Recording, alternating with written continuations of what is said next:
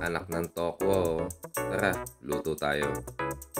Lalapagan ko kayo ng dalawang putahe na pang 100 pesos lang. Madali lang to at tokwa lang ang pangunahing ingredient natin dito. Yung isang buong tokwa, in-slice ko lang yan into cubes.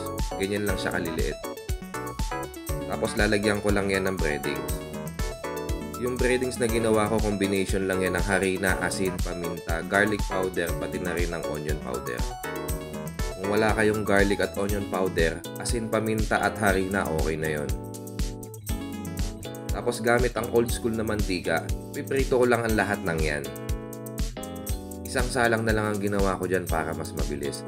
At habang piniprito ko nga yan, ire-ready ko na rin yung mga gulay na gagamitin ko.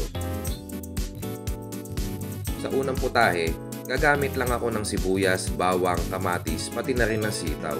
Ganyan lang kaunti yung ingredients natin, pero panalong-panalo yan.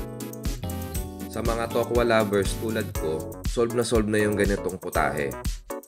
Sa iba naman na gusto na may karne, pwede nyo naman din itong haluan ng manok o kahit ng baboy. Ang gusto lang kasi nating i-emphasize dito ay kaya nating makagawa ng dalawang putahe na ang budget lang ay 100 pesos. So after ko nga ma-ready yung mga gulay, okay na rin tong tokwa. Hahanguin ko na yan. I-drain ko lang yung oil tapos hahatiin ko na yan sa dalawa. Tapos rekta na agad tayo sa unang putahe. Magigisa lang ako dito ng sibuyas, bawang, pati na rin ng kamatis. Igigisa ko lang na maigi yan hanggang sa maluto yung kamatis natin. Guys, yung 100 pesos na sinasabi ko, yan yung presyo namin dito sa Cubao.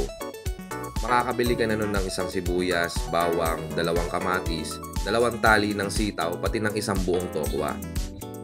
Pasok na pasok pa rin naman kung bibili ka ng maliit na sachet ng oyster sauce, pati ng liquid seasoning. Ang dami kasing matatalino sa math, baka mamaya may mag-comment pa dito bakit 100 pesos lang yan. Hinalo ko na rin yung sitaw at yung kalahati ng niluto kong tokwa. Tapos titimplahan ko lang yan ng paminta, liquid seasoning, pati ng kaunting oyster sauce. Dadagdagan ko lang din ng kaunting tubig yan para hindi naman siya sobrang dry. Yan na yan, solve na yung isang putahe natin. Pakukuluan ko lang ng onti yan. Gawin na natin yung pangalawang putahe. Maglalagay lang din ako ng kaunting butter dito. Kung wala kayong butter, margarine pwede na. Kung wala rin, kahit mantika nyo na lang. Gumamit lang din ako ng honey dito. Kaunti lang nilagay ko. Kung wala kayong honey, kahit brown sugar, okay na yon. I-dissolve nyo lang yun sa butter. Maglalagay lang din ako ng kaunting oyster sauce dito. Tapos mekos-mekos lang. Tapos lalagyan ko na yan ng paminta at saka ng asin. Ganun lang kasimple yan. Uulitin ko lang, kung wala po kayong butter, margarine at honey, pwede po kayong gumamit ng mantika at ng brown sugar. Ang objective kasi natin dito is mag-caramelize yung sauce para kumapit ito sa tokwa. Tapos maglalagay lang din ako ng kaunting sesame oil dito.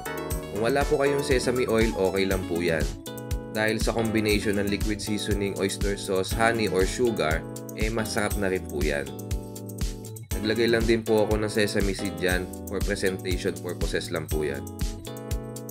Alright, ito na po ang anak ng tokwa 2 ways natin mga ka-FG. At kung problema nga sa budget, pasok na pasok tong dalawang putahe na to. Welcome po pala sa mga bago nating followers. Pa-like and share na lang po ng mga videos natin. O siya, hanggang dito na lang. Ilabas na ang bahaw. Bye-bye!